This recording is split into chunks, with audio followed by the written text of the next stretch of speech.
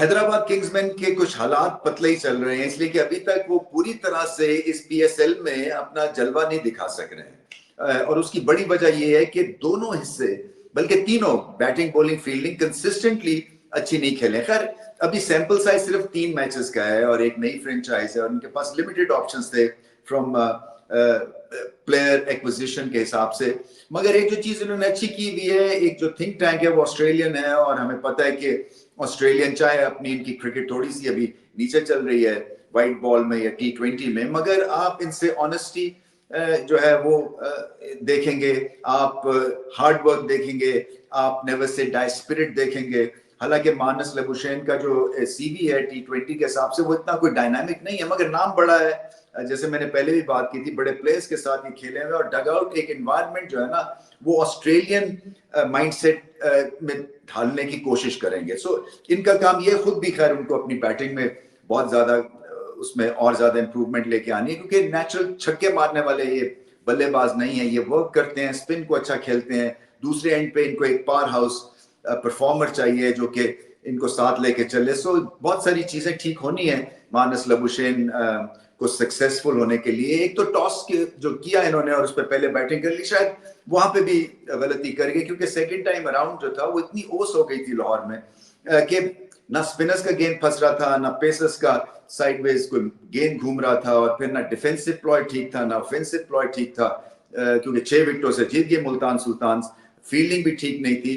तो सारे शोबों में हैदराबाद को अपनी गेम उठानी है, ये बड़ी सिंपल सी बात है। जैसे मैंने कहा ना कि उम्मीद पे दुनिया कायम है। सो एक चीज आज इन्होंने अच्छी की, वो जो कि बैटिंग थी। 225 जब आप स्कोर कर लेते हैं ना, तो आपको 2-1 अच्छे ओवर करने पड़ते हैं कि ये 10 या 11 का जो रन रेट दरकार होता है ये 15 तक पहुंच जाता है। तो शायद हो सकता है कि साहिबजादा को एक आउट ऑफ द ऑर्डिनरी कोई शॉट खेलनी पड़ जाती, उस पर उन पर प्रेशर क्रिएट हो जाता, या शान मसूद के ऊपर थोड़ा सा प्रेशर क्रिएट हो जाता। मगर वो बात यही थी कि कुछ ऐसा इम्पैक्ट बॉलिंग कर नहीं सकी, और बॉलिंग जो है वो मुझे लगता है थोड़ा सा वीकलिंग है। हालांकि इनके पास तीक्ष्णा है, श्रीलंका के माहिर स्पिनर है, मैजिक है उनके पास, मिस्ट्री है, नया बॉल अच्छा वो करते हैं, बट जब दूसरे एंड पे एक तो हेल्प नहीं हो रही, फिर ये भी ऑफ लेट पिछले 1-1.5 साल में इनकी भी जो है ना परफॉर्मेंस थोड़ी नीचे गई है।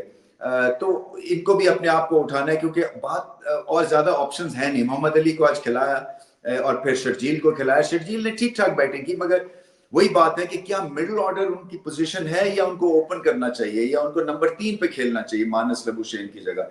तो ये सारी चीजें जो कि सॉर्ट आउट होने वाली हैं। लबुशेन को थोड़ी सी सेक्रीफाइस करनी पड़ेगी, क्योंकि वो नेचुरल T20 के बल्लेबाज नहीं है। Multan Sultan on the other hand सब चीजें ठीक हो रही हैं उनके पास साहबजादा फरहान है, बहुत बड़ी उन्होंने ये इनकी सिलेक्शन की थी, इनको इनके पैसे भी, बोली भी अच्छी लगी थी, और कमाल की वो फॉर्म में है। देखिए वो 50-60, इनका फायदा ये करके जो खुश नहीं होते, ये 100 करते हैं।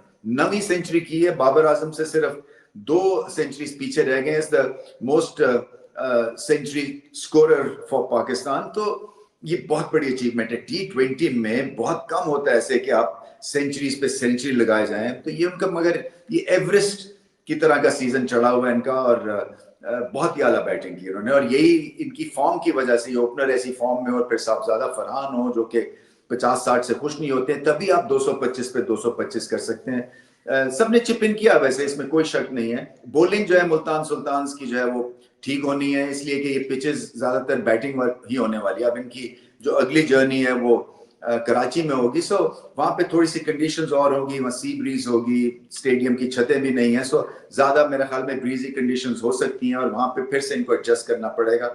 बट अगर आपका टॉप ऑर्डर फॉर्म में है, साहबजादा फॉर्म में है, तो फिर फिगर नॉट, क्या लाजवाब सेंचुरी लगाई उन्होंने।